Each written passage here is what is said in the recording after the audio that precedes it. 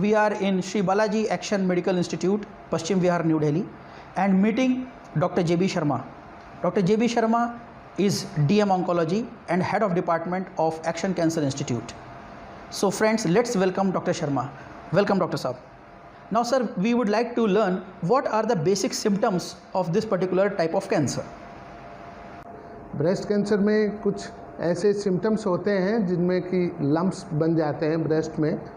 It could be from any of the either of the breast, जिसमें lump होते हैं, skin में changes, redness of the skins, inversion of the nipple, there is some dotting over the skin, like जो संतरा के छिलके होते हैं वैसे इस पे स्किन में प्यूडी ऑरेंज बोलते हैं इसको. This can be also there can be some swelling in the axilla and the neck also. तो ये लिम्फ नोड्स होते हैं जो कि ब्रेस्ट कैंसर में डेवलप हो जाते हैं. तो these are the symptoms of the breast cancer. You said that this particular age group, females of this particular age group are more prone for this kind of cancer. Can you please tell what exactly the age group where females are more prone? Cancer, as the age increases, the chances of breast cancer also increases. So in the early age, like 20 to 40 years of the age, the chance of breast cancers are low. Here there are more chances of developing hormonal imbalance and fibroadenomas and cysts, etc., abscesses वगैरह. So as the age increases from 40 to 50, the chance of breast cancer also increases. So 40, 50, 60 and lifetime risk in a general population who is likely to survive for approximately 90 years, then approximately 10 to 15% are the risk of an average woman lifetime risk.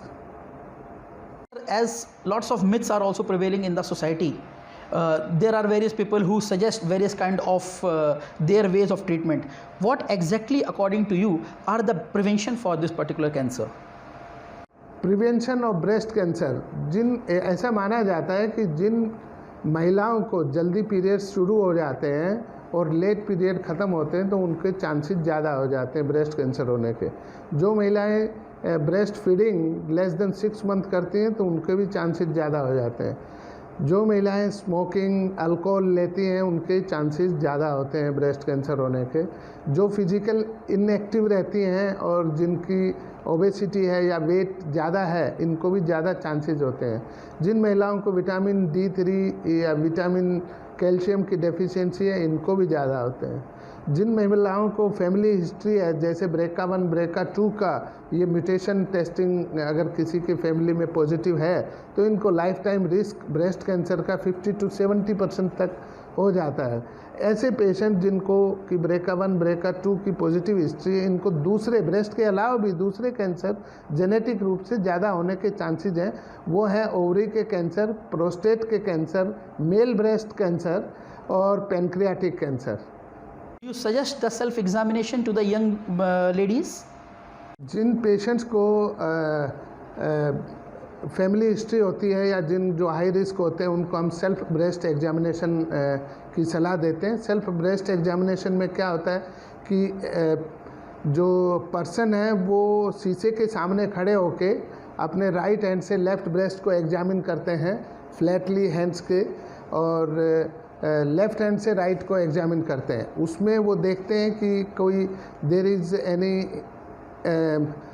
inequality of the size of the breast, if there is any inversion of the nipple, if there is any lump palpable under that flat of your hand, in the axilla also.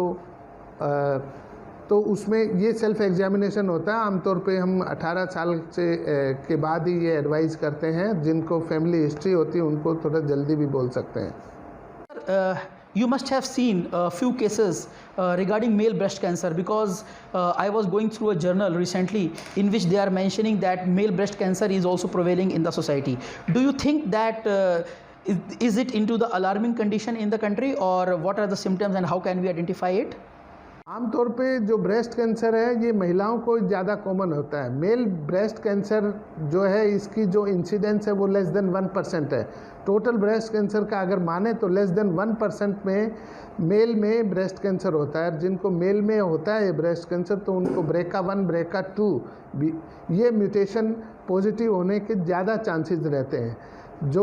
Jin patients में जिनकी family history BRCA1 की है, BRCA1 2 की है, तो ऐसे जो mail हैं कैंडिडेट उनको अलर्ट रहना चाहिए, उनको जल्दी मतलब उनको एग्जामिनेशन करते रहना चाहिए। और उनको कोई भी प्रॉब्लम है तो उससे रिलेटेड जैसे प्रोस्टेट है, पेनक्रियाज है, मेल ब्रेस्ट है, इनके लिए ज़्यादा ही उनको अलर्ट रहना चाहिए। और जो इनमें कोई प्रॉब्लम होती है तो इसको डिले नहीं करना चाहिए। तो Thank you so much, Dr. JB Sharma. Thanks for your time. I know you are a busy practitioner, but it's indeed a pleasure in having this kind of interaction. Thank you once again. Thank you, Onquest, for providing the latest facilities in the diagnosis of the cancer, in the management of the cancer, and giving the genetic analysis of the cancer to decide for personalized treatment.